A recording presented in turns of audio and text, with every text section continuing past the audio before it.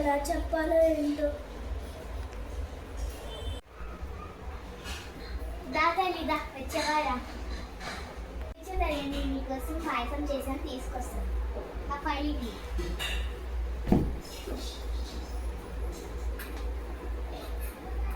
ఇంకో తల్లి పాయసం తిను.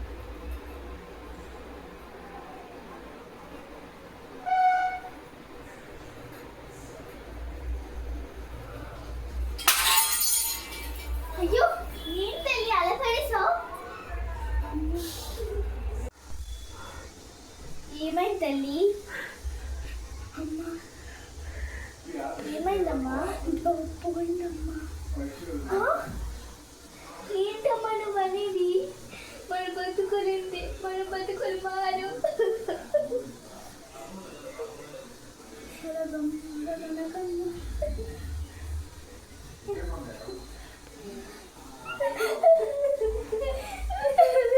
అయ్యో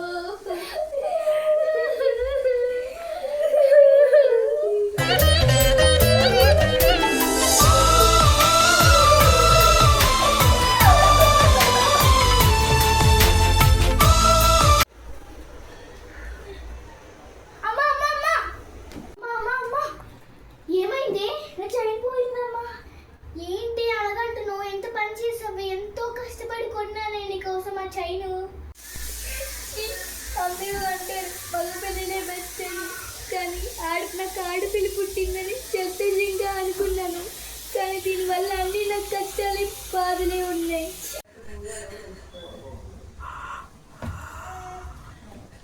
దేవుడా ఎందుకు దేవుడా నన్ను పుట్టించు? మా అమ్మ నాన్నకి ఎందుకు దేవుడా అని కష్టాలు తెప్పిస్తున్నావు?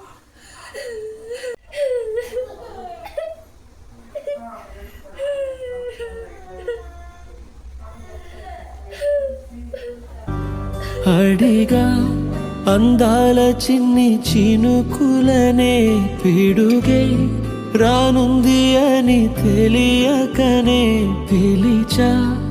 ఏడేడు రంగు తళుకులనే నలుపే చేరింది వీధిలా.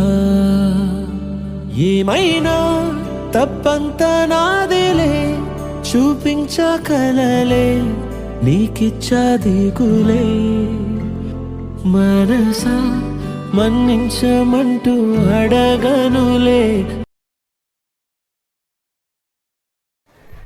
పోస్ట్ అమ్మా, యోగిత ఎవరమ్మా ఇక్కడ?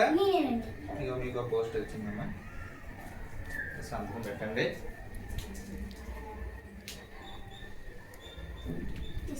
థ్యాంక్ యూ అమ్మా.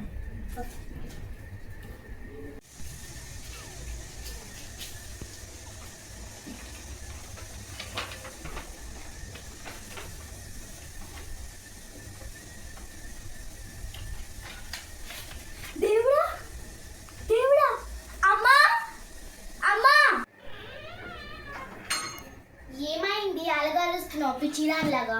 అమ్మా అమ్మా నా గవర్నమెంట్ వచ్చిందమ్మా. ఏంటి నిజమా? అవునమ్మా, కావాలంటే చూడు. ఎంత మంచి గుడ్ న్యూస్ చెప్పావే. సారీ, నన్ను క్షమించే, నేను చాలా మాట్లాడినాను. నేను నీకు సారీ చెప్పాలి కానీ నువ్వు నాకు ఎందుకమ్మా సారీ చెప్తావు? కాదే, నేను చాలా మాట్లాడినాను, నన్ను క్షమించే. నువ్వు నన్ను క్షమించాలమ్మా. ఈ మన కథ అందరూ మగపిల్ల పుడితేనే మంచిది అనుకుంటారు, కానీ ఆడపిల్ల పుట్టి ఒకసారి సాధించిందంటే అందరికీ ఆడపిల్ల కావాలని అంటారు. మగపిల్లడికి ఎంత వాల్యూ ఉందో ఆడపిల్లకి అంత వాల్యూ ఉంది.